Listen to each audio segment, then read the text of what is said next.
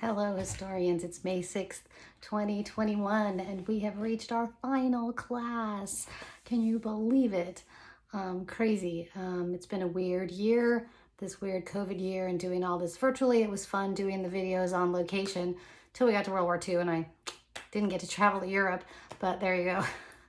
So this is it. This is our last little short lecture. I just wanted to talk specifically about the Cold War. The Cold War is a significant part of American history that kind of happened during my lifetime, but it was just about done in your lifetime. So the Cold War, what is the Cold War? Well, the Cold War is a war where there aren't any battles, there's any fighting. There isn't, except there was some fighting, but not in the places where the two nations at war were fighting each other directly. So we'll talk about that in a minute. It's the United States versus the Soviet Union in the Cold War. Okay, Cold War. So let me just make it clear that Russia is the country that becomes the Soviet Union. Okay, Russia and the Soviet Union, same place. Okay, but when it becomes communist, it is called, we call it the Soviet Union or Soviet Russia sometimes. We also call it the USSR. USSR stands for United Soviet Socialist Republic. Okay, and if you hear, like I said, you hear you talk about Soviets, those are Russian communists. So Russia, Soviet Union, USSR, that's all Russia. Okay, so it's the United States versus Russia, and what is really at issue is communism. Communism versus capitalism, because communism requires a dictatorship to force people to basically give up all their private property and their private goods. You need a dictator basically to tell people what they can keep and what they can't. All right, so always, because people don't just say, yeah, here, have all my stuff and share it and give it to other people with freely. Most people don't do that. So communism is always dictatorial. It's usually ruled by supposedly a committee, the Communist Committee, or Communist Party, ruled by the Communist Party. But generally it's ruled by one person, one dictator, one tyrant. Okay. And then you have the United States, which is democracy. We vote, one person, one vote. We have a representational government. We vote for all our representatives.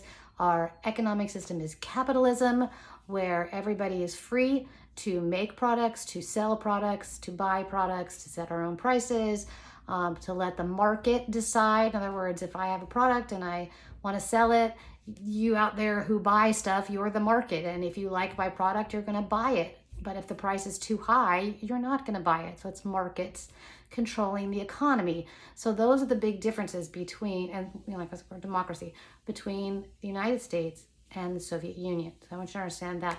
So we have this Cold War during this period after World War II. And what happens at the end of World War II is that the United States Army is coming from the West, from Western Europe, towards Germany. And on the other side, in the East, we have the Soviet Red Army, it's called, coming from the East. And Germany is defeated, right? The country of Germany is actually split up into different parts. The city of Berlin is actually divided in two, half belonging to West Germany, half belonging to East Germany. Okay, because the Americans are in Western Europe, we take control of Western Germany, and we support the Western European countries with something called the Marshall Plan to help them rebuild after the devastation of the war in some countries. While the Soviet Army, the Red Army, has arrived in Eastern Europe, coming into East Germany, and their armies and their leaders are in Eastern Europe. And so they basically remove any democratic leaders, any elected leaders, and replace them with their chosen communists. And they just, leave their tanks there and leave their military leaders there to occupy Eastern Europe. So all the countries, most of the countries of Eastern Europe become communist, overseen by the Soviet Union. This is what Winston Churchill calls the Iron Curtain, all these tanks, on this line between Western and Eastern Europe that is keeping democracy and freedom from the people of Eastern Europe.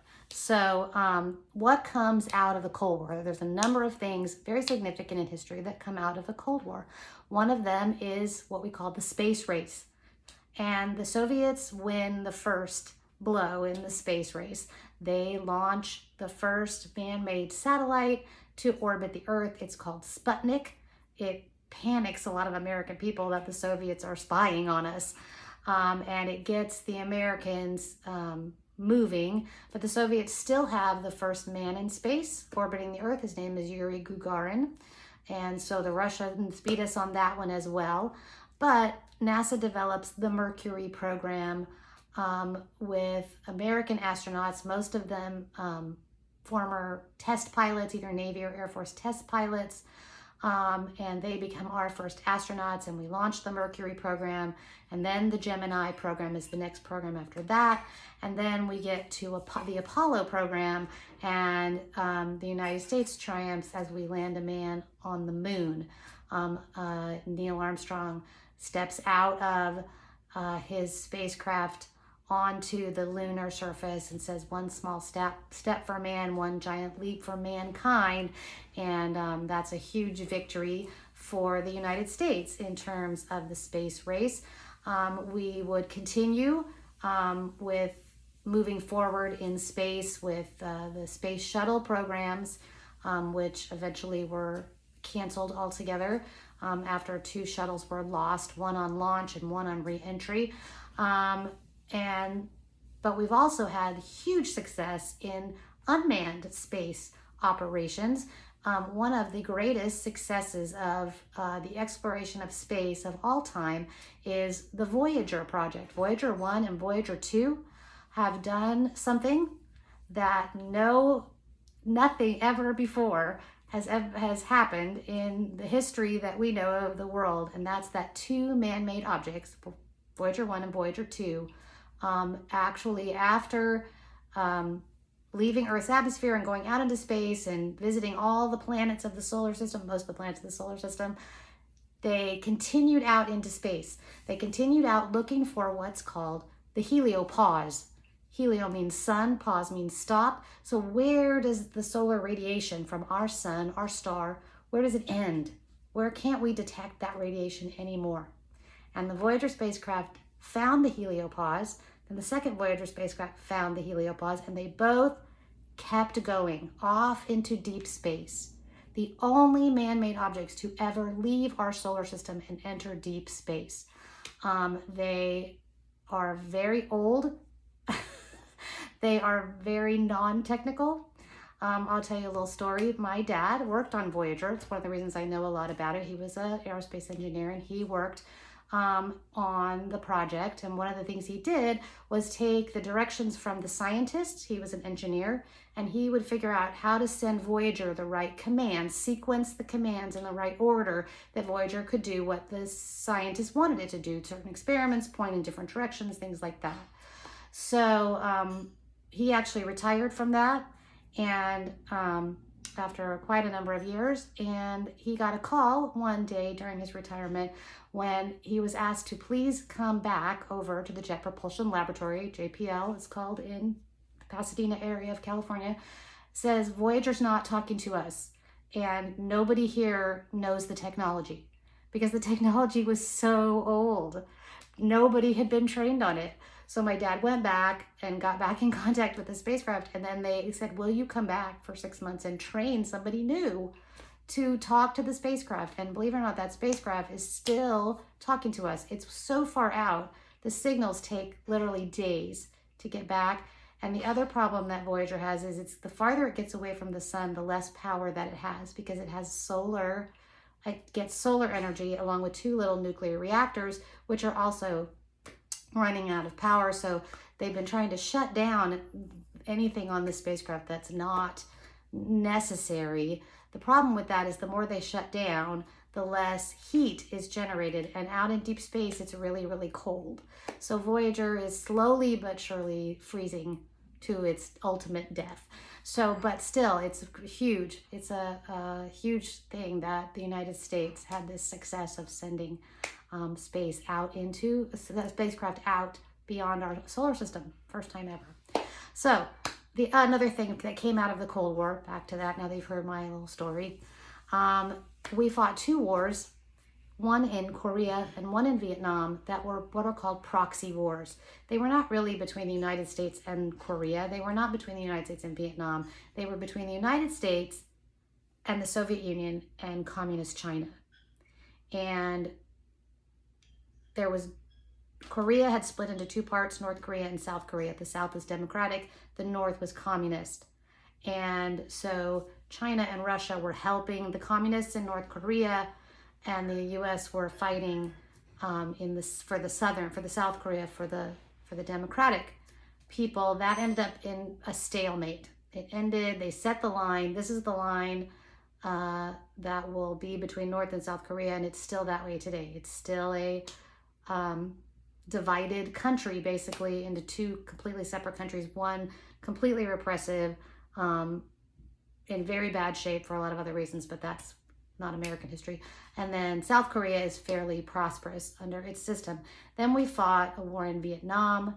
Again, it's a proxy war. It's against the communist North Vietnam against the democratic South Vietnam. We actually stepped into Vietnam when Vietnam had been a French colony. The French left, and the United States stepped in, and we had this proxy war with the communist nations. And it's the first war lost by America, and it was largely lost because people just lost confidence. People didn't understand why 19-year-old young men just graduated from high school were dying in a war in Southeast Asia to fight communism, and it became extremely unpopular. And so we left. We walked away in bad circumstances.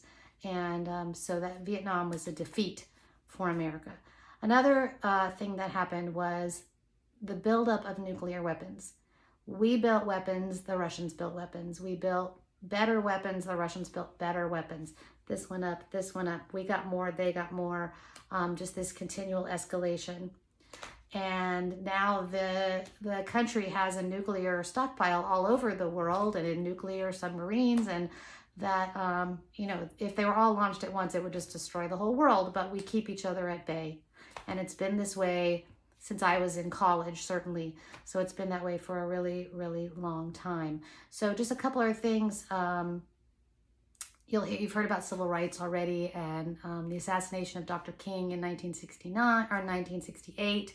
And then the civil rights law went into effect in 1964, which eliminated legal racial discrimination in our country. A great landmark, but still a process, because racism isn't always overcome when a law takes effect. In 1979, which is the year I graduated from high school, that's how long ago that was, the U.S. Embassy in Iran was seized by Islamic terrorists, students. They were students. They weren't terrorists yet. But basically our embassy was seized, and everyone in it was held hostage for over a year, 444 days. And this is kind of the first little piece that will eventually become the war on terror between the United States and other parts of the world and Islamic terror, which eventually will lead to things like 9/11.